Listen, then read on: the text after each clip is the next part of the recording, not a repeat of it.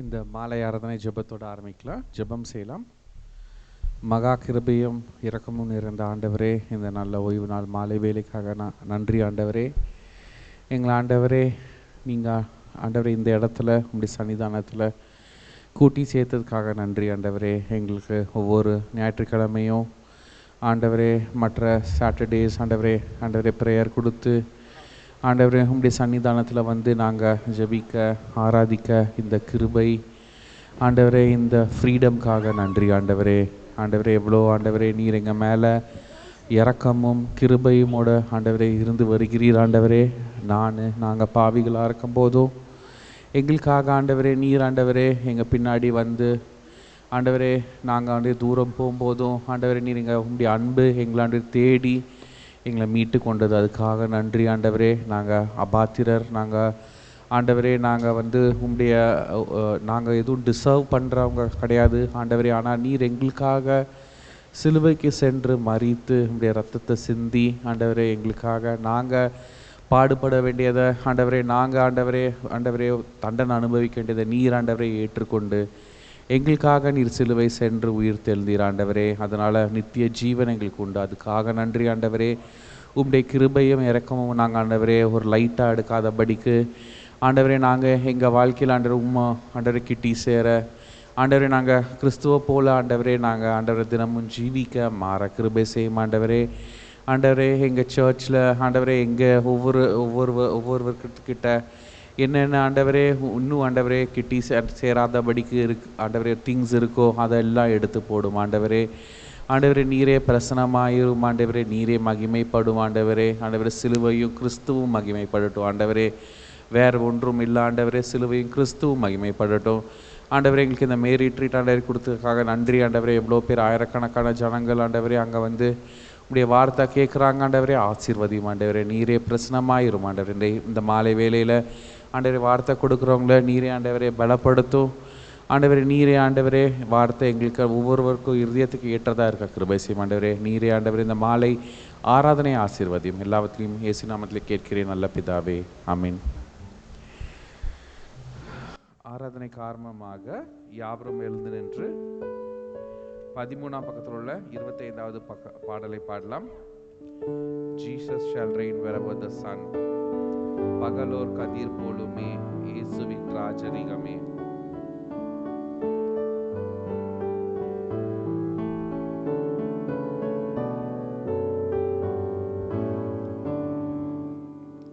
பகலோர் கதிர் போலுமே இயேசுவின் ராஜரிகமே. பூலோகத்தில் வியாபிக்கும்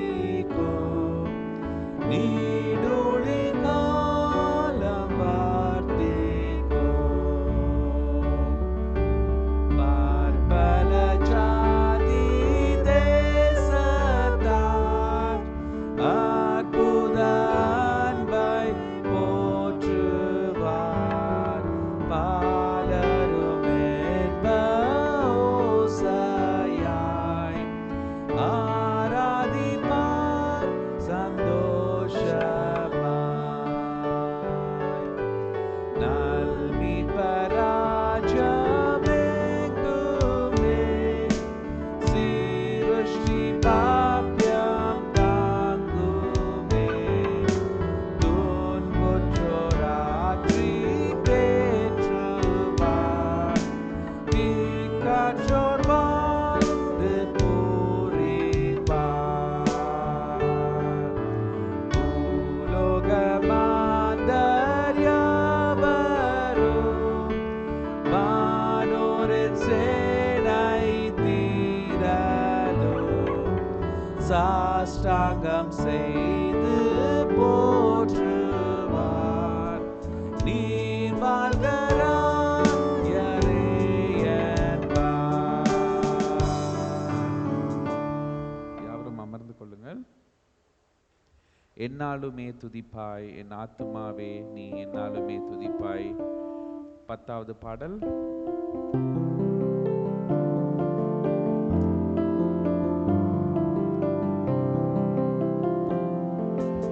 என்னாலும்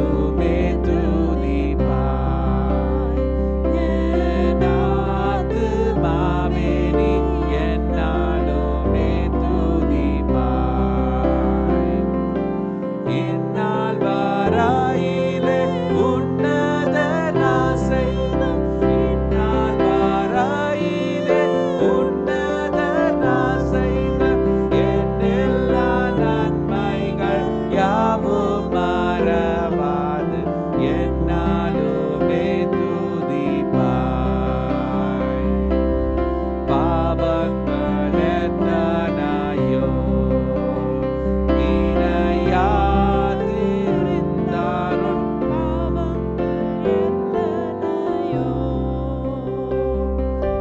பாலான நோயை அகற்றி குணமாக்கி பாலான நோயை அகற்றி குணமாக்கி பாரினில் வைத்த மகாதயவை எண்ணி என்னாலுமே துதிப்பாய்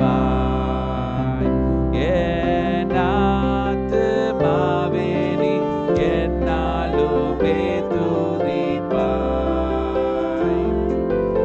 எத்தனையோ கிருபை உன்னுயிர்க்கு செய்தாரோ எத்தனையோ கிருபை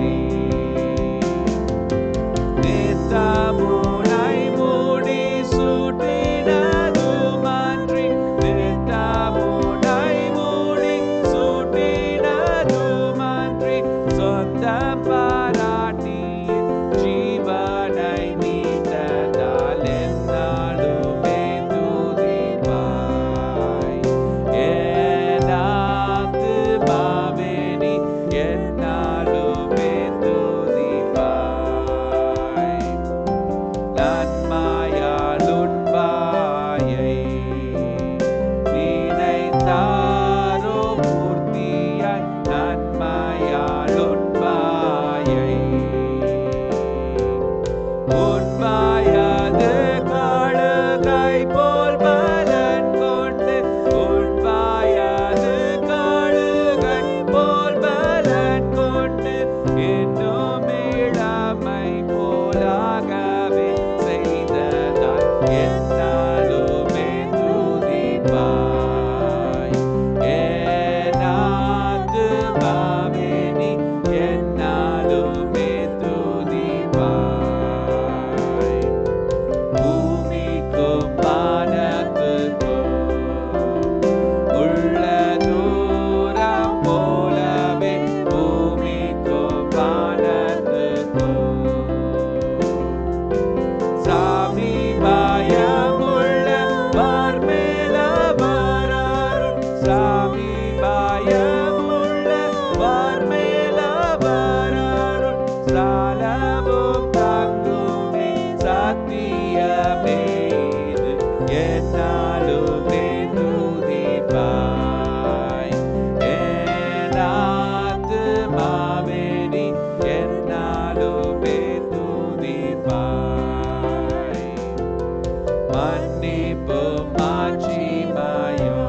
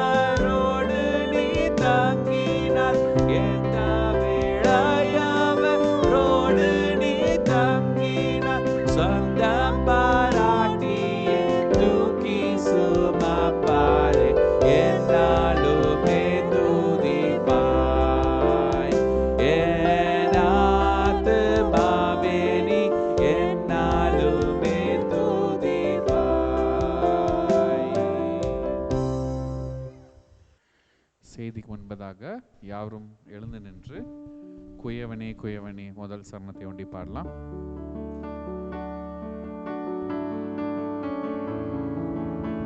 உணர்ந்து பாடலாம். குயவனே குயவனே படைப்பின் காரணனே களிமண்ணான என்னையுமே கண்ணோக்கி பார்த்திடுமே. குயவனே குயவனே படைப்பின் காரணனே களிமண்ணான என்னையுமே கண்ணோக்கி பார்த்திடுமே. வெறுமையான பாத்திரம் நான் வெறுத்து தள்ளாமலே நிரம்பி வழியும் பாத்திரமாய் விளங்க செய்யுமே. வேதத்தில் காணும் மாத்திரமெல்லாம் இயேசுவை போற்றிடுமே. என்னையும் அவித பாத்திரமாய் படைந்து கொள்ளுமே. குயவனே குயவனே படைப்பின் காரணனே களிமண்ணான என்னையுமே கண்ணோக்கி பார்த்திடுமே. Let us pray. நாம் ஜெபிப்போம். Heavenly Father, we thank you and praise you for this precious opportunity you have given us to gather in your house. பரமபிதாவே, உம்முடைய வீட்டிலே கூடி வரும்படியாக நீர் கொடுத்த விலையேறப்பெற்ற தருணத்திற்காக நன்றி சொல்லி துதிக்கிறோம். We thank you for these days of the May retreat. மேரிட்டின் இந்த நாட்களுக்காக நன்றி. Many thousands are gathered in the Beulah Gardens. விழா காடலில் ஆயிரக்கணக்கானவர் கூடியிருக்கிறார்கள். But some of us who are assembled here, we want you to speak to us. இங்கே கூடியிருக்கிற ஒரு சிலரோடு நீர் எங்களோடு பேச வேண்டும். Thank you for your mercies and grace that has followed us. எங்களை தொடர்ந்து வந்திருக்கிற உம்முடைய இரக்கம் கிருபைகளுக்காக நன்றி. This evening, guide us by your Holy Spirit. இந்த மாலையிலே பரிசுத்த ஆவியானவர் உதவி செய்யும். Hide me behind thy cross and you reveal thyself to us. என்னை உம்முடைய சிலுவையின் பின்னால் மறைத்து நீர் உம்மை வெளிப்படுத்தும். I ask these blessings in your precious and holy name. இந்த ஆசீர்வாதங்களை உம்முடைய விலையேறப்பெற்ற பரிசுத்த நாமத்தில் கேட்கிறேன். Amen. Amen. This evening I would like to get some lessons from the prayer life of Daniel. இந்த மாலையிலே தானியேலுடைய ஜெப ஜீவியத்திலிருந்து சில பாடங்களை பெற்றுக்கொள்ள விரும்புகிறேன். So Daniel's life, if you look as an overview, God lifted him from being a slave boy to almost the top position in the various kingdoms or realms. தானியேலுடைய ஜீவியங்களை நீங்கள் பார்த்தால் தேவன் அவனை ஒரு அடிமையான மனிதனாக இருந்து பல ராஜ்யங்களிலே உயர்ந்த அந்தஸ்திற்கு உயர்த்தினார். Great and mighty emperors, those who did not even know the Lord. ஆண்டவரை அறியாத வல்லமையான அந்த ராஜாக்கள் மத்தியிலும் Powerful emperor like Nebuchadnezzar. Nebuchadnezzar போன்ற வல்லமை நிரம்பிய ராஜாக்கள். Then his grandson Belshazzar. அவனுடைய பேரன் Belshazzar. Then Cyrus, the Persian king. பின்பாடு அந்த கோரேஸ் பெர்சிய ராஜா. And his nephew Darius. அவருடைய அந்த மைத்துனராகிய Darius. So in all these realms of various kings, the governments changed, but they had such high opinion for Daniel that he remained as a consultant or an advisor to these great kings. இந்த பெரிய ராஜாக்களின் காலத்திலும் இவர்கள் ஆட்சி செய்த அந்த நாட்களில் கூட தானியேலை குறித்து அவர்கள் நல்ல அபிப்பிராயம் கொண்டவர்களாக தங்களுடைய ராஜ்யத்திலே ஆலோசகராக இவர்களை வைத்திருந்தார்கள். Now it is a rare thing to find somebody who is also in the worldly way in the top administrative level as well as spiritually who is so close to God. உலக பிரகாரமாக நிர்வாகத்திலே மிகவும் உயர்ந்த ஸ்தானத்தில் இருந்து கொண்டு ஆவிக்குரிய ரீதியிலும் தேவனுக்கு நெருக்கமாக இருப்பவர்களை காண்பது மிக அபூர்வமானது. But we see this principle in the Bible. ஆனால் வேதத்திலே இந்த கொள்கையை நாம் பார்க்கிறோம். When you honor God, தேவனை நீங்கள் கனம் பண்ணும்போது God will honor you. தேவன் உங்களை கனம் பண்ணுவார். We see in the life of Joseph in the Genesis. ஆதியாகமத்தில் யோசேப்பின் வாழ்க்கையில் இதை பார்க்கிறோம். He was despised, he was put in the pit, his brothers did not have high opinion, they persecuted him. அசட்டை செய்யப்பட்டார், குழியிலே போடப்பட்டார். அவருடைய சகோதரர்கள் இவரை குறித்த நல்ல அபிப்பிராயம் இல்லை, அவர்கள் உபத்திரவப்படுத்தினார்கள். Sold as a slave in Egypt. எகிப்திலே ஒரு அடிமையாக விற்கப்பட்டார். Falsely accused in Potiphar's house, put in prison. போத்திபாருடைய வீட்டிலே தவறாக குற்றம் சாட்டப்பட்டு சிறையில் போடப்பட்டார். But God knows how to lift up ஆனால் those who love him, those who fear him. அவரை நேசித்து அவருக்கு பயந்தவர்களை எப்படி உயர்த்த வேண்டும் என்று தேவன் அறிவார். So the secret of the elevation or success of Daniel was laid upon his godliness, his God. He was a God-fearing young man and who chose to obey God. தானியேலுடைய அந்த வெற்றிக்கு காரணம், அதன் ரகசியம் அவருடைய தேவ பக்தி, தேவனுக்கு பயந்து அவர் வாழ்ந்த காரியமே. In the midst of hostile people or hostile government, he maintained his prayer life. அந்நிய அரசாங்கத்தின் மத்தியிலும் அவர் ஜெப ஜீவியத்தை காத்து கொண்டார்.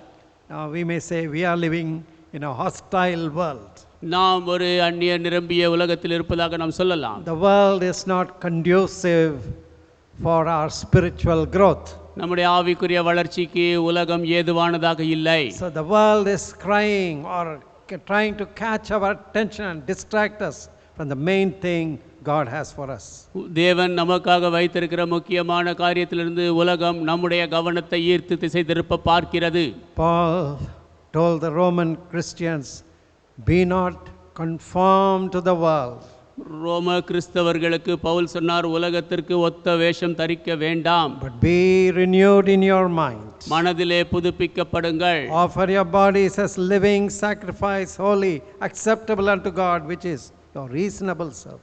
உங்கள் சரீரத்தை ஒரு ஜீவ பலியாக தேவனுக்கு கொடுங்கள், அதுவே நீங்கள் செய்யத்தக்க புத்தியுள்ள ஆராதனை. Now the prayer life of Daniel was so effective. தானியேலுடைய ஜெப ஜீவியம் மிகவும் கிரியாபூர்வமானது. He could get prophetic revelations.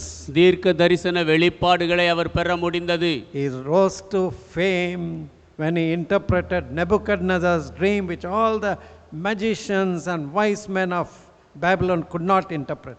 பாபிலோனிலே இருந்த ஞானிகளும் அங்கே இருந்த மந்திரவாதிகளும் வியாக்கியானம் சொல்ல முடியாத நேபுகாத் நேச்சாருடைய சொப்பனத்திற்கு இவர் வியாக்கியானம் செய்த பொழுது அவருடைய பெயர் உயர்ந்தது. But he was not only used to give these interpretations, but he was able to see something far beyond the present time into the prophetic coming of the Lord Jesus Christ.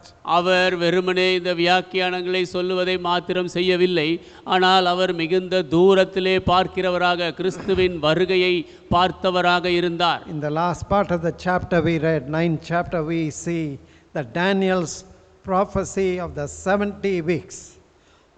இந்த 9ஆம் அதிகாரத்தினுடைய பின்பகுதியிலே நாம் பார்க்கிறோம் தானியேலுடைய தீர்க்க தரிசனமாகிய 70 வாரங்கள். And scholars say that his prophecy was very correct about the coming of the Messiah and the Messiah, the Lord Jesus Christ, marching on to Jerusalem and finally being crucified on the cross. வேத வல்லுனர்கள் சொல்லுகிறார்கள் தானியேலுடைய இந்த தீர்க்க தரிசனம் மிக சரியானதாக இருக்கிறது. மேசியாவினுடைய வருகையும் அவர் எருசலேமுக்குள் பிரவேசித்து கடைசியிலே சிலுவைக்கு போன காரியமும் குறித்து சொல்லுகிறார்கள். Now we have the example of Daniel to stir us up in our own spiritual life, in our own prayer life. நம்முடைய ஆவிக்குரிய ஜீவியத்திலும் நம் ஜெப ஜீவியத்திலும் நம்மை ஊக்குவிக்கும்படியாக தானியேலுடைய உதாரணம் நமக்கு இருக்கிறது. At least 4 lessons we need to learn. நாம் கற்றுக்கொள்ள வேண்டிய 4 பாடங்கள். First of all, Daniel valued the word of God. முதலாவது தானியேல் தேவனுடைய வார்த்தையை விலை மதித்தார். Daniel made the word of God as the basis of his prayer. தானியேல் தேவனுடைய வார்த்தையை தன் ஜெபத்தின் அடிப்படையாக கொண்டிருந்தார். So he studied the books while he was in Babylon. He would have been busy with so many burdens of administration.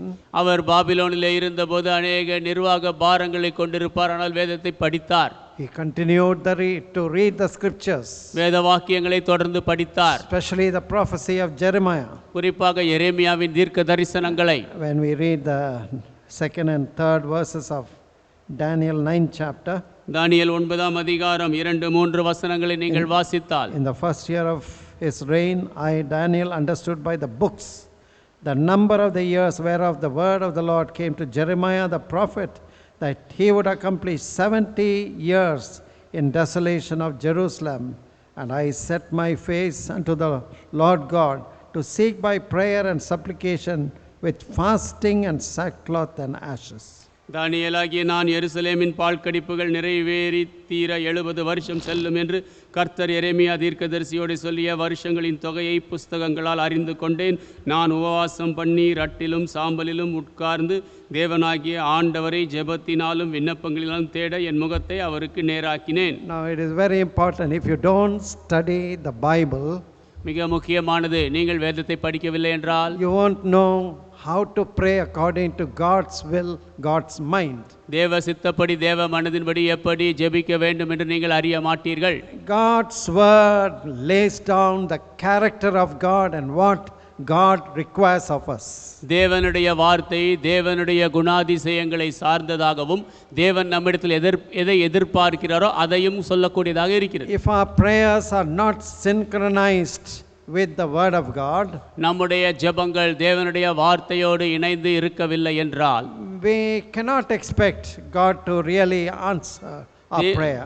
தேவன் நம் ஜெபத்திற்கு உண்மையாகவே பதில் தரும்படி நாம் எதிர்பார்க்க முடியாது. So reading, studying the word of God is very important. தேவனுடைய வார்த்தையை வாசிப்பது மிக முக்கியம். As King David said in Psalm 119, thy word is a lamp unto my feet, light unto my path. சங்கீதம் 119 105 தாவீது சொல்லுகிற வண்ணமாக உம்முடைய வார்த்தை என் கால்களுக்கு தீபமும் பாதைக்கு வெளிச்சமாயிருக்கிறது. The entrance of your word giveth light. உம்முடைய வார்த்தை வெளிச்சத்தை கொடுக்கிறது. So Daniel's prayer was not just according to his fancies and mind. He studied the Bible, especially the prophecy of Jeremiah, where he came to know that the Israelites will be captives for 70 years. தானியேலுடைய ஜெபம் அவருடைய மன விருப்பப்படி இஷ்டப்படி இருக்கவில்லை. அது தேவனுடைய வார்த்தைக்கு ஒத்ததாக இருந்தது. அவர் எரேமியாவின் புத்தகத்தை படித்து அதன் மூலமாக 70 ஆண்டுகள் சிறை இருப்பார்கள் என்பதை அவர் அறிந்து கொண்டு ஜெபித்தார். This 70 years was because they failed to observe God's laws, God's Sabbaths. தேவனுடைய பிரமாணங்களை அவர்கள் கடைபிடிக்கவில்லை. தேவனுடைய அந்த ஓய்வு நாளை கடைபிடிக்கவில்லை. ஆகவே இந்த 70 ஆண்டு கஷ்டம். So through the study of the word of God, Daniel came to know that the captivity period is 70 years. So he was praying for the deliverance of the children of Israel who were captives. தானியேல் வேதத்தை படித்தது நிமித்தமாக சிறை இருப்பு 70 ஆண்டுகள் என்பதை அறிந்து கொண்டார். ஆகவே இஸ்ரவேல் புத்திரர்கள் அந்த சிறை இருப்பிலிருந்து விடுவிக்கப்படும்படியாக அவர் ஜெபித்தார். So probably he was 17 or 18 when he was brought in as a slave into the realm of Nebuchadnezzar. ஒருவேளை நேபுகாத்நேச்சாரின் ஆட்சியின் கீழாக அடிமையாக இவர் கொண்டு வரப்பட்ட பொழுது 17 18 வயது இருந்திருக்கலாம். But by the time went on as successive kings after Nebuchadnezzar, Belteshazzar, and then Cyrus and Darius, he was more than 90 years. தொடர்ந்து மற்ற ராஜாக்கள் வந்தார்கள். நேபுகாத்நேச்சார், பெல்ஷாத்சார், தரியு, இன்னும் இந்த கோரேஸ் ராஜாக்கள் எல்லாம் வரும்பொழுது அவருக்கு 90 வயதாகி இருந்தது. So we need to really turn to the Word of God at every moment of our lives. நாம் நம்முடைய வாழ்க்கையின் ஒவ்வொரு க்ஷணத்திலும் தேவனுடைய வார்த்தைக்கு திரும்ப வேண்டும். So one of the things that we need to learn when we attend a retreat is coming back to the Word of God. நாம் ரிட்ரீட்டில் போய் பங்கு பெறும் பொழுது நாம் கற்றுக்கொள்ள வேண்டிய ஒரு காரியம் தேவனுடைய வார்த்தைக்கு திரும்பி வர வேண்டும். We need to examine our heart where we have failed to obey the word of God. தேவனுடைய வார்த்தைக்கு கீழ்ப்படிய நாம் எங்கே தோற்று போனோம் என்று நம் இருதயத்தை ஆராய்ந்து பார்க்க Come வேண்டும். back to the word of God. தேவனுடைய வார்த்தைக்கு திரும்பி வாருங்கள். Come back to God's ways. தேவனுடைய வழிகளுக்கு திரும்பி வர Come வேண்டும். back to God's holy ways. தேவனுடைய பரிசுத்த வழிகளுக்கு திரும்பி வர Now, வேண்டும். second thing we notice in Daniel's prayer, தானியேல் ஜெபத்தில் நாம் பார்க்கும் இரண்டாவது காரியம், Daniel approached God with great reverence. தானியேல் தேவனை மிகுந்த பயபக்தியோடு நெருங்கினார். When you read the prayers of Daniel, we see how much he respected and revered God. நாம் தானியேலுடைய ஜெபத்தை பார்க்கும் பொழுது எவ்வளவாக அவர் தேவனுக்கு மரியாதை செலுத்தி அவரிடத்தில் பயபக்தியாக இருந்தார் என்று பார்க்கலாம். For example, in the 9th chapter, the prayer, in 4th verse, he prays like this. உதாரணமாக 9ஆம் அதிகாரத்திலே ஜெபத்தில் 4வது வசனத்தில் இப்படியாக ஜெபிக்கிறார். And I prayed unto the Lord my God and made my confession and said, O Lord, the great and dreadful God, keeping the covenant and mercy to them that love him and to them that keep his commandments. என் தேவனாகிய கர்த்தரை நோக்கி ஜெபம் பண்ணி பாவ அறிக்கை செய்து, ஆண்டவரே, உம்மில் அன்பு கூர்ந்து உம்முடைய கற்பனைகளை கை கொள்ளுகிறவர்களுக்கு உடன்படிக்கையும் கிருபையும் காக்கிற மகத்துவமும் பயங்கரமான தேவனே. O Lord, the great and dreadful God. ஓ தேவனே, மகத்துவமும் பயங்கரமுமான தேவனே. What is there? What do we read in this kind of address to God? இப்படியாக தேவனை நோக்கி சொல்லும் பொழுது நாம் என்ன படிக்கிறோம்? The great reverence, honor that Daniel gave or ascribed to God. தானியேல் தேவனுக்கு கொடுத்த மிக பெரிய பயபக்தியை பார்க்கிறோம். So sometimes we see prayers where there is no reverence, no real God-fearing quality in prayers. சில நேரங்களிலே நாம் ஜெபத்தை பார்க்கிறோம், அங்கே பயபக்தியும் இல்லை, தேவனுக்கு பயப்படும் குணமும் அங்கே இல்லை. So children must be taught in family prayer to kneel, give reverence to God. குடும்ப ஜெபத்திலே பிள்ளைகளுக்கு கற்றுக் கொடுக்க வேண்டும், முழங்கால் படியிட்டு தேவனிடத்தில் பயபக்தியாக ஜெபிக்க வேண்டும் In the என்று. house of God to give reverence to God. தேவனுடைய வீடு தேவனுக்கு பயபக்தியை கொடுக்க வேண்டும். It is not merely a matter of the position or posture, அது வெறுமனே நாம் நிற்கக்கூடிய தோற்றம் அல்ல. but something, your posture and your words will show how much space you are giving to God. ஆனால் உங்களுடைய தோற்றமும் உங்களுடைய வார்த்தைகளும் நீங்கள் தேவனுக்கு எவ்வளவு இடம் கொடுக்கிறீர்கள் என்று சொல்லும். We are living in a generation that have lost the fear of God. தேவ பயத்தை இழந்து போன சந்ததியிலே நாம் வாழ்ந்து வருகிறோம். So we are in a great danger. மிகப்பெரிய அபாயத்தில் நாம் இருக்கிறோம். Maybe as generations come and children, the faith is passed on to the younger generation. சந்ததிகள் வரும் பொழுது விசுவாசம் வாலிப சந்ததிக்கு கொடுக்கப்படும் போது We need to see that this fear of God is not lost. இந்த தேவ பயம் இழந்து இல்லாதபடி நாம் பார்த்து கொள்ள வேண்டும். One of the reasons why we have retreats, these annual retreats, இந்த வருடாந்திர ரிட்ரீட்டுகளை நாம் கொள்வதற்கு ஒரு காரணம் is that we develop we come to understand the awesomeness of God. தேவனுடைய மகத்துவத்தை பயங்கரத்தை நாம் அறிந்து கொள்ளும்படியாக வருவதற்கு. We are living in a world that slowly drains, has an effect of draining our faith or our spiritual life. நம்முடைய விசுவாசத்தையும் ஆவிக்குரிய ஜீவியத்தையும் அப்படியே வடிந்து போக செய்யக்கூடிய ஒரு உலகத்திலே நாம் வாழ்ந்து கொண்டிருக்கிறோம். In this world, anything you take, for example, a car, at least once in a year or once in 10,000 kilometers, you need a full service. இந்த உலகத்திலே எதை எடுத்துக்கொண்டாலும், ஒரு காரை எடுத்துக்கொண்டால் கூட வருஷத்தில் ஒரு முறையாவது 10,000 கிலோமீட்டர் ஓடினால் அதை ஒரு முறை சர்வீஸ் பண்ண வேண்டும். So in that service they find out what are the things that need to change. Some of the things need to be changed. New parts have to be put.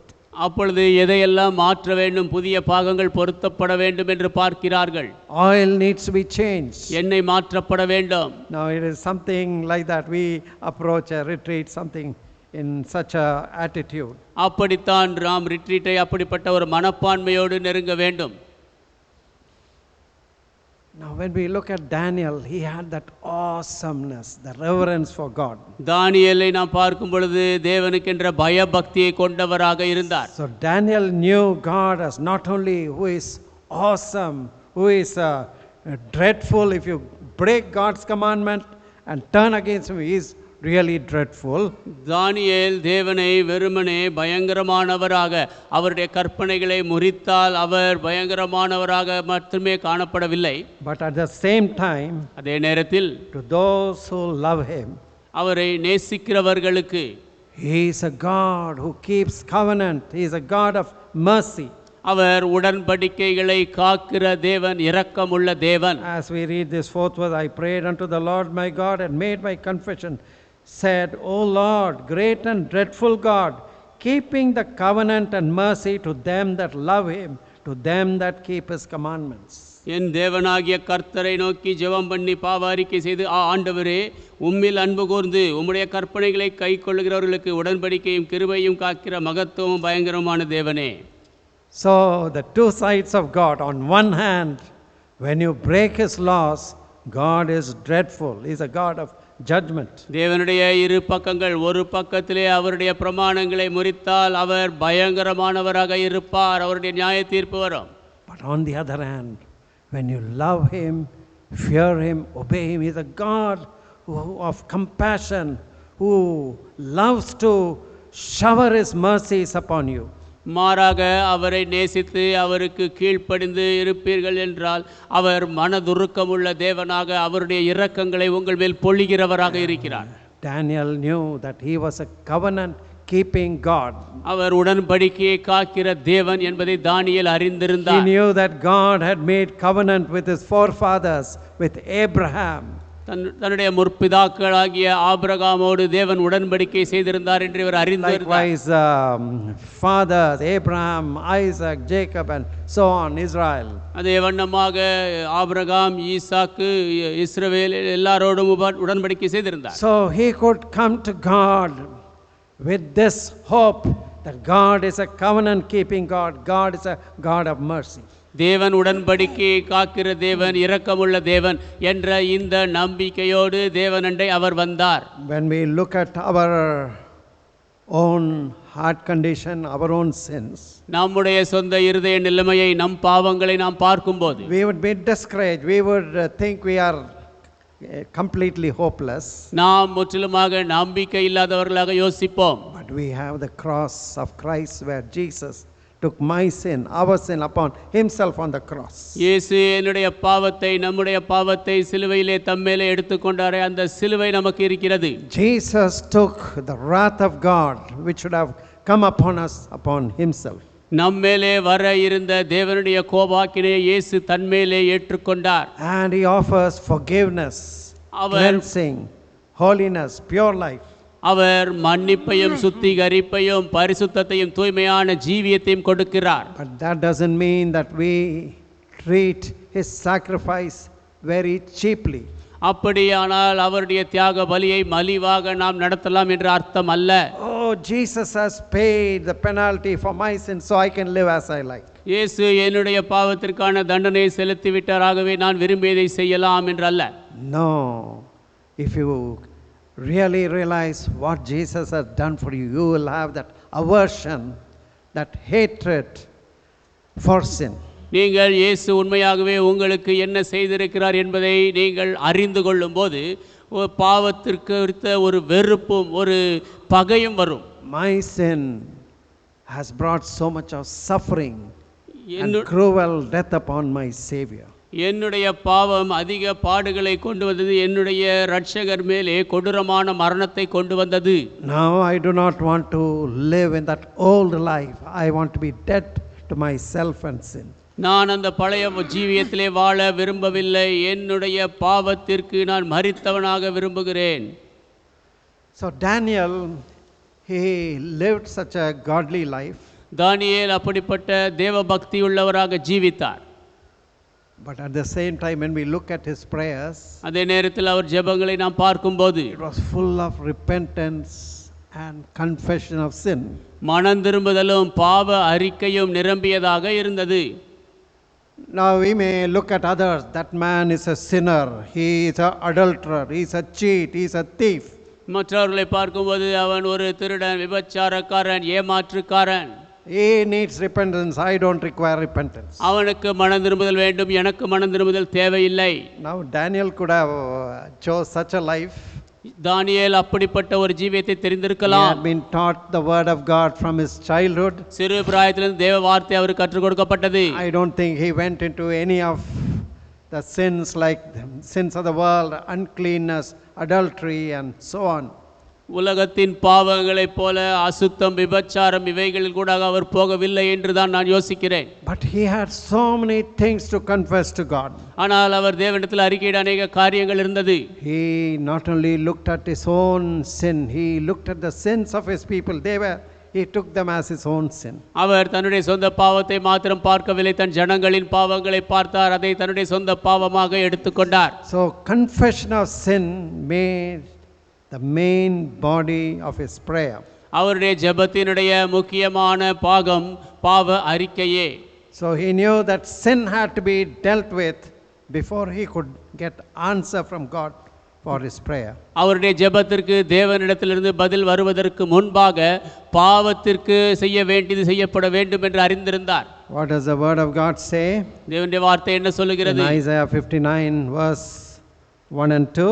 ஏசாயா 59 1-2 வசனங்கள். Behold, the Lord's hand is not shortened that it cannot save, neither his ear heavy that it cannot hear, but your iniquities have separated between you and your God, and your sins have hid his face from you, that he will not hear. இதோ ரட்சிக்க கூடாதபடிக்கு கர்த்தருடைய கை குறுகி போகவும் இல்லை, கேட்கக்கூடாதபடிக்கு அவருடைய செவி மந்தமாகவும் இல்லை. உங்கள் அக்கிரமங்களே உங்களுக்கும் உங்கள் தேவனுக்கும் நடுவாக பிரிவினை உண்டாக்குகிறது. உங்கள் பாவங்களே அவர் உங்களுக்கு செவி கொடாதபடிக்கு அவருடைய முகத்தை உங்களுக்கு மறைக்கிறது. So if your connection with God is cut off because of your sin, which has become a wall, உங்களுடைய பாவத்தின் நிமித்தமாக தேவனோடு உங்களுடைய தொடர்பு துண்டிக்கப்பட்டு அது ஒரு சுவராய் விட்டிருந்தது. your prayers don't go up. உங்கள் ஜெபம் மேலே போகாது. You may take your mobile and say hello, hello, hello, shout and all that if you have no connection. நீங்கள் தொடர்பு இல்லை என்றால் மைக்கை போனை எடுத்துக்கொண்டு ஹலோ ஹலோ என்று நீங்கள் கூச்சலிடலாம். No network. நெட்வொர்க் இருக்காது. You cannot communicate with the person on the other side. இன்னொரு பக்கத்தில் இருப்பவரோடு பேச முடியாது. Your sins have become a wall between you and your God. உங்கள் பாவங்களே உங்களுக்கும் உங்கள் தேவனுக்கும் நடுவாக சுவராக இருக்கிறது. So that is why Daniel made it his priority to first humble himself and confess his sin. ஆகவேதான் தானியேல் அவருடைய முக்கியத்துவமாக முதலாவது பாவத்தை அறிக்கையிட்டு மனம் திரும்புவதை எடுத்துக்கொண்டார். Daniel felt that the sins of his people were his own sins. தன்னுடைய ஜனத்தின் பாவம் தன்னுடைய சொந்த பாவம் என்பதாக அவர் உணர்ந்தார். So how does he pray? 6th verse onwards. அவர் எப்படி ஜெபிக்கிறார்? 6ஆம் வசனத்திலிருந்து.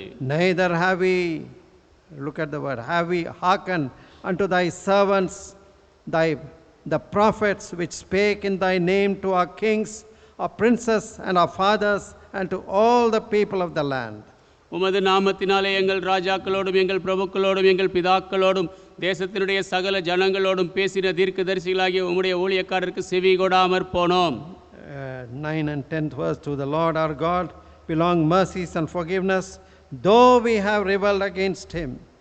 Neither have we obeyed the voice of the Lord our God to walk in his ways, which he set before us by his servants the prophets. அவருக்கு 9-10 வசனங்கள். அவருக்கு விரோதமாக நாங்கள் கலகம் பண்ணி அவர் தீர்க்கதரிசிகளாகிய தம்முடைய ஊழியக்காரரை கொண்டு எங்களுக்கு முன்பாக வைத்த அவருடைய நியாயப்பிரமாணங்களின்படி நடக்கத்தக்கதாக நாங்கள் அவருடைய சத்தத்தைக்கு செவி கொடாமற் போனோம். 14th verse. Therefore hath the Lord watched upon us, upon the evil, and brought it upon us. For the Lord our God is righteous in all his works which he doeth, for we obeyed not thy 14 truth or his voice. 14ஆம் வசனம், ஆதலால் கர்த்தர் கவனமாயிருந்து அந்த தீங்கை எங்கள் மேல் வரப்பண்ணினார். எங்கள் தேவனாகிய கர்த்தர் தாம் செய்து வருகிற தம்முடைய கிரியைகளில் எல்லாம் நீதியுள்ளவர். நாங்களோ அவருடைய சத்தத்துக்கு செவி கொடாமற் போனோம். So he confessed the disobedience of his people, he and his people. தன்னுடைய ஜனங்களுடைய கீழ்ப்படியாமை அறிக்கையிடுகிறார். In 5th and 9th verses he confessed the rebellion. They have been so rebellious against God. 5வது 9வது வசனத்திலே அவர்கள் தேவனுக்கு விரோதமாக முரட்டாட்டம் பண்ணினார்கள் என்று அறிக்கையிட்டார். 13th verse he confesses the prayerlessness, as it is written in the law of Moses. All this evil is come upon us, yet made we not a prayer before the Lord our God, that we might turn from our iniquities and understand thy truths.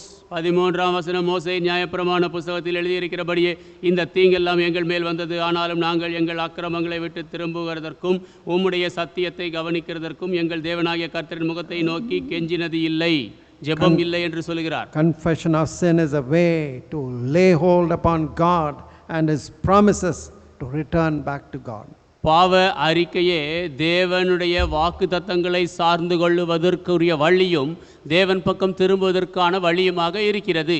When there is true conviction of God, உண்மையாக தேவனை குறித்த உணர்வு இருந்தால், the spirit of repentance, மனம் திரும்புகிற ஆவி இருந்தால், nobody has to go on prodding you. Come on, you confess your sin, you repent, confess your sin, confess your sin.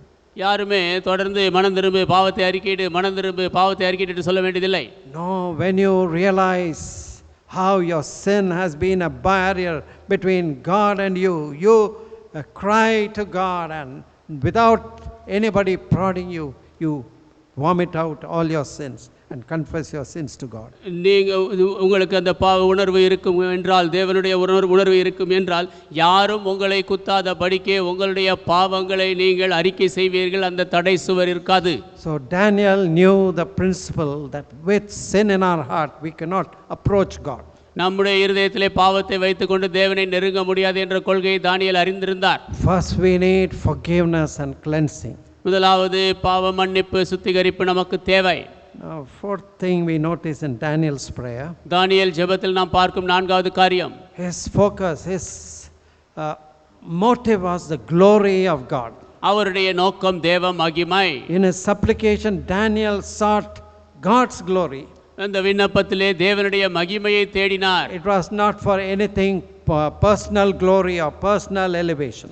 அது தனிப்பட்ட மகிமைக்காகவோ தனிப்பட்ட உயர்வுக்காகவோ அல்ல.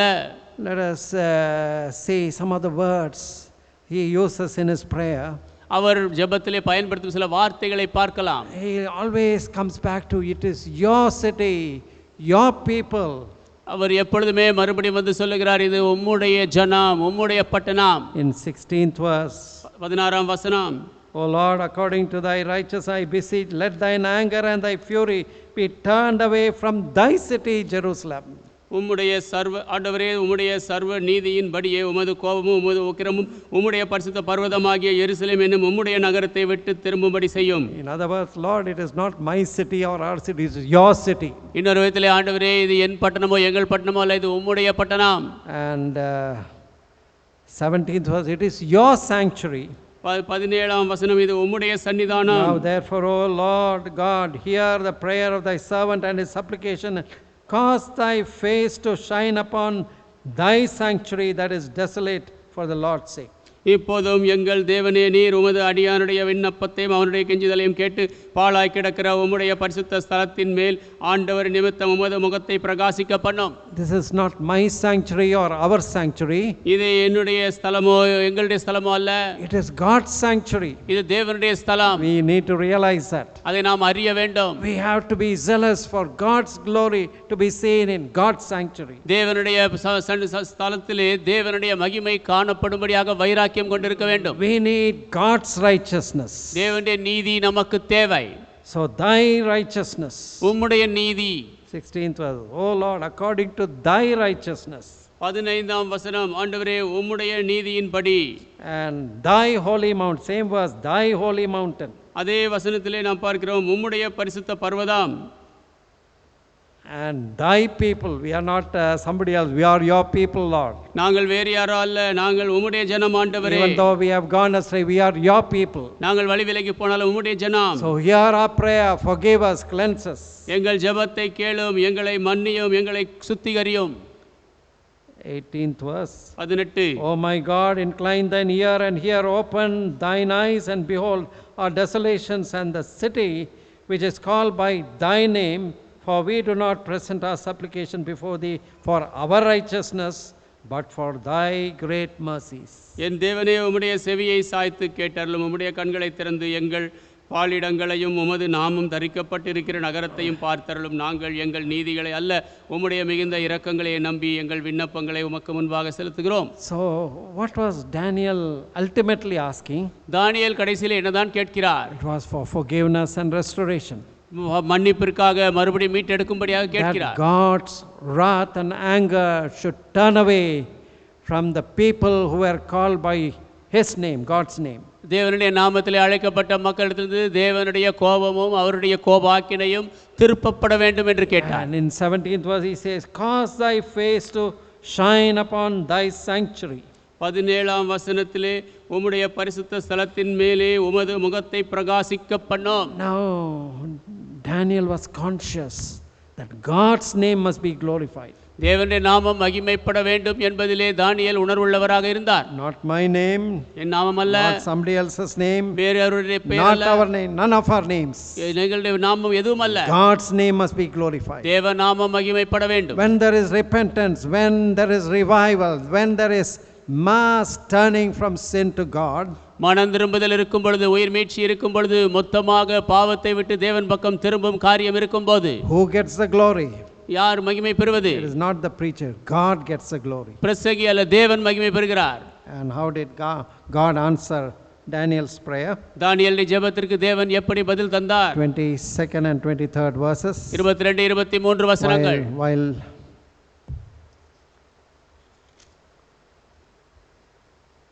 and he informed me and talked with me and said, O Daniel, I am now come forth to give thee skill and understanding.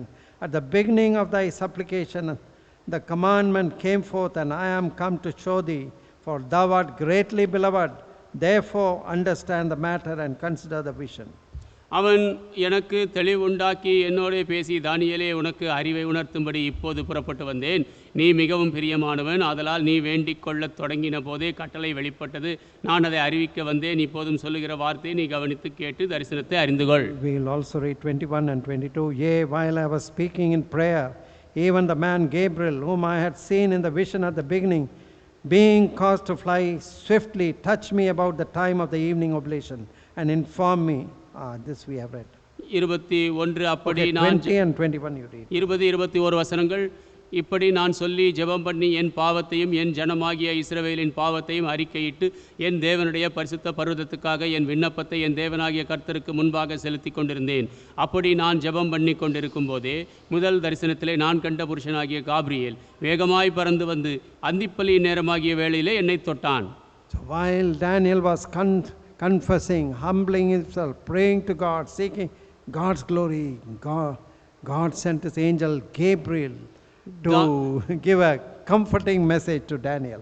தானியேல் அறிக்கையிட்டு தன்னை தாழ்த்தி அவர் மனம் திரும்பி பாவ அறிக்கை செய்து கொண்டு இருந்த பொழுது அந்த காபிரியேல் தூதனை தேவன் அனுப்பி தானியேலுக்கு ஆறுதலான செய்தியை கொடுத்தார். Daniel, you are greatly beloved. தானியேல், நீ மிகவும் பிரியமானவன். And your prayers are heard. உன் ஜெபம் கேட்கப்பட்டது. Even at the beginning of thy supplication, the commandment came forth. I am come to show forth that you are greatly beloved by God. நீ மிகவும் பிரியமானவன், ஆதலால் நீ வேண்டிக் கொள்ளத் தொடங்கின போதே கட்டளை வெளிப்பட்டது, நான் அதை அறிவிக்க வந்தேன். Then he gives on to give him the messianic secrets or the prophecy of the coming Christ. தொடர்ந்து அவர் வருகிற கிறிஸ்துவினுடைய தீர்க்க தரிசனங்களை அவர் அறிவித்தார். That is a big subject. I am not going to deal with it. We'll stop here. அது ஒரு பெரிய காரியமாக இருக்கிறது, அதை பார்க்க போவதில்லை, இதில் நிறுத்திக்கொள்வோம். But at least these 4 lessons we need to take from here. இங்கிருந்து இந்த 4 பாடங்களை நாம் எடுத்துக்கொள்ள வேண்டும். So Daniel made the word of God as his source or basis for prayer. தானியேல் தேவனுடைய வார்த்தை தன்னுடைய ஜெபத்திற்கு அடிப்படையாக எடுத்துக்கொண்டார். Daniel had the fear of God. He had the reverence for God. தானியேல் தேவ பயத்தை கொண்டிருந்தார், தேவனிடத்தில் பயபக்தியாயிருந்தார். And he humbled himself, confessed not only his sins, sins of his family, sins of his generation and sins of his nation. அவர் தன்னை தாழ்த்தினார், பாவ அறிக்கை செய்தார். தன்னுடைய பாவத்தை மாத்திரமல்ல, தன்னுடைய குடும்பத்தார், தன்னுடைய சந்ததி, தேசத்தின் பாவங்களை அறிக்கையிட்டார். Why was he asking all this? இதையெல்லாம் ஏன் கேட்கிறார்? Of course he knew that 70 years was going to be completed. 70 ஆண்டுகள் நிறைவேறப் போகிறது என்று அவர் The அறிந்திருந்தார். prophecy of 70 years captivity is going to get over and the children of Israel will be released from captivity. 70 ஆண்டு சிறையிருப்பு என்ற தீர்க்க தரிசனம் முடிவடைய போகிறது. இஸ்ரவேல் புத்திரர்கள் விடுவிக்கப்பட போகிறார்கள். But he was not asking glory for himself or his people. He was asking that God's name must be glorified in all the fulfillment of prophecy. அவர் தனக்காகவோ தன் ஜனத்திற்காகவோ மகிமையை கேட்கவில்லை. இந்த தீர்க்க தரிசனம் நிறைவேறும் காரியத்திலே எல்லா வழியிலும் தேவ நாமம் மகிமைப்பட வேண்டும் என்று கேட்டார். Dear friends, we need to seek God's glory அன்பான நண்பர்களே, நாம் தேவ மகிமையை தேட in வேண்டும். our personal life, தனிப்பட்ட in ஜீவியத்தில், our obedience, கீழ்ப்படிதலில், in our dedication, நம்முடைய அர்ப்பணிப்பில், in our confession and repentance for sin, நாம் பாவத்தை அறிக்கையிட்டு மனம் திரும்பும் காரியத்தில், turning from sin to God's holy ways, பாவத்தை விட்டு திரும்பி தேவ பரிசுத்த வழியில் returning திரும்புவது, back to the word of God. தேவனுடைய வார்த்தைக்கு திரும்பி வர வேண்டும். We need to seek God's glory. தேவ மகிமையை நாம் தேட வேண்டும். We need to see a revival amongst us. நம் மத்தியிலே உயிர் மீட்சியை காண வேண்டும். May the Lord help us. ஆண்டவர் உதவி செய்வாராக. Let us pray. நாம் ஜெபிப்போம். Father, we thank you and praise you for the example of Daniel. பிதாவே, தானியேலுடைய உதாரணத்திற்காக நன்றி சொல்லி துதிக்கிறோம். What a challenge it is to see this young man who came as a captive சிறை கைதியாக வந்த இந்த வாலிபனை பார்ப்பது எப்பேற்பட்ட சவால். and all he took care was about his heart and his communion with you. அவர் பார்த்து கொண்டதெல்லாம் தன்னுடைய இருதயத்தை குறித்து, அவருடைய தொடர்பை குறித்தே. How you lifted him up. He shot up in respect even amongst emperors and kings. எப்படியாக நீர் அவரை உயர்த்தினீர், ராஜாக்களுக்கு மத்தியில் அவரை நீர் உயர்த்தினீர். He was able to interpret the Nebuchadnezzar's dreams correctly. நேபுகாத் நேச்சாருடைய சொப்பனத்தை சரியாக அவர் விளக்கிச் சொல்ல முடிந்தது. In his life he faced so many challenges. வாழ்க்கையிலே அநேக சவால்களை சந்தித்தார். People who were jealous of him did not like him because of the honor that was given to him. அவருக்கு கனம் கொடுக்கப்பட்டதினாலே மக்கள் அவர் மேல் பொறாமை கொண்டு அவரை விரும்பவில்லை. And they made the king to sign a decree where prayer became illegal. ஜெபமானது சட்ட விரோதமாகும்படியாக அவர்கள் ராஜாவை சட்டத்தை இடும்படியாக செய்தார்கள். But Daniel did not take heed to this decree of the king. Rather, he obeyed the king of heaven. ஆனால் தானியேலோ இந்த ராஜாவினுடைய கட்டளைக்கு கீழ்ப்படியவில்லை, மாறாக பரலோகத்தின் ராஜாவுக்கு கீழ்ப்படிந்தார். And he was put into the den of lions. அவர் சிங்கத்தின் கெபியிலே போடப்பட்டார். But the lions' mouth were closed. ஆனால் சிங்கங்களின் வாய் அடைக்கப்பட்டது. What a marvelous way he could prove the living God. ஜீவனுள்ள தேவனை நிரூபிப்பதற்கு எவ்வளவு ஆச்சரியமான ஒரு வழி. In the midst of ungodly kings and ungodly generations. தேவ பக்தி இல்லாத ராஜாக்கள், தேவ பக்தி இல்லாத சந்ததிகள் மத்தியில். He had godly companions like Shadrach, Meshach and Abednego. Shadrach, Meshach, Abednego போல தேவ பக்தியுள்ள தோழர்கள் இருந்தார்கள். Who did not bow to the king's idol. ராஜாவின் விக்கிரகத்திற்கு அவர்கள் தலை வணங்கவில்லை. Oh king, we are not careful to answer you in this matter. ராஜாவே, இந்த காரியத்திலே உமக்கு பதில் சொல்ல வேண்டிய அவசியம் எங்களுக்கு இல்லை. Our God will deliver us. எங்கள் தேவன் எங்களை விடுவிப்பார். Even if not, we won't bow down to this idol. We will worship only the true and living God. விடுவியாமல் போனாலும் இந்த விக்கிரகத்தை நாங்கள் பணிந்து கொள்ள மாட்டோம், நாங்கள் உண்மையும் ஜீவன் உள்ள தேவனையே ஆராதிப்போம் என்றார்கள். They were put in the fire. அவர்கள் அந்த அக்கினியிலே போடப்பட்டார்கள். Nebuchadnezzar, king, was able to see the fourth man, the son of God, walking with them. ராஜாவாகிய நேபுகாத் நேச்சார், நான்காவது மனிதனாகிய தேவகுமாரன் அவர்களோடு நடப்பதை காண முடிந்தது. Lord, it is not enough that we live just ordinary mundane life in this present world. ஆண்டவரே, இந்த உலகத்திலே வெறுமனே சாதாரணமாக ஒரு அனுதின வாழ்க்கை வாழ்ந்தால் போதாது. We want to live a life that presents a challenge to the people of the world. உலகத்து மக்களுக்கு சவால் விடும்படியாக நாங்கள் ஜீவிக்க வேண்டும். They must say something extraordinary. அசாதாரணமான எதையாவது அவர்கள் பார்க்க வேண்டும். Something that God is doing and working in our lives. எங்கள் ஜீவியங்களிலே தேவன் கிரியை செய்வதை அவர்கள் பார்க்க வேண்டும். Let us have a testimony. நாங்கள் சாட்சி கொண்டிருக்கட்டும். Let us not be conformed to the world. நாங்கள் உலகத்துக்கு ஒத்த வேஷம் தரிக்க வேண்டாம். Let us be renewed in the mind. நாங்கள் மனதிலே புதுப்பிக்கப்படட்டும். Let us keep ourselves from all the uncleanness and sin of the world. எல்லா அசுத்தத்திலிருந்து உலகத்தின் பாவத்திலிருந்து எங்களை விலக்கி காக்கட்டும். Help us and guide us. உதவி செய்ய வழி In நடத்தும். Jesus' holy name I pray. இயேசுவின் பரிசுத்த நாமத்தில் ஜெபிக்கிறேன். Amen. ஆமென். கடைசியாக யாவரும் எழுந்து நின்று 82 பக்கத்தில் 221வது பாடலை பாடலாம். பூவின் நற்கந்தம் வீசும் சோலை ஆயினும் பின் செல்வேனே, மீட்பர் பின் செல்வேனே, எங்கேயும் எப்போதும் பின்னே செல்லுவேன். பூவின் நற்கந்தம் வீசும் சோலையாயினும் நல்ல தண்ணீரோடும் பள்ளத்தாக்கிலேயும் இயேசுநாதர் பின் சென்றேகி மோட்சம் நாடுவேன். விண்ணில் சூடும் கிரீடம் நோக்கி ஓடுவேன். பின் செல்வேனே, மீட்பர் பின் செல்வேனே, எங்கேயும் எப்போதும் பின்னே செல்லுவேன். பின் செல்வேனே, மீட்பர் பின் செல்வேனே, இயேசு காட்டும் பாதையெல்லாம் செல்லுவேன். கார்மேகம் மேலே மூடும் பள்ளமெங்கிலும் காற்ற கோரமாக மோதும் ஸ்தானத்திலும் இயேசு பாதை காட்டும் சற்று மஞ்சவே மாட்டேன். ரட்சகத்தின் கொள்ளுவேன். பின் செல்வேனே, மீட்பர் பின் செல்வேனே, எங்கேயும் எப்போதும் பின்னே செல்லுவேன்.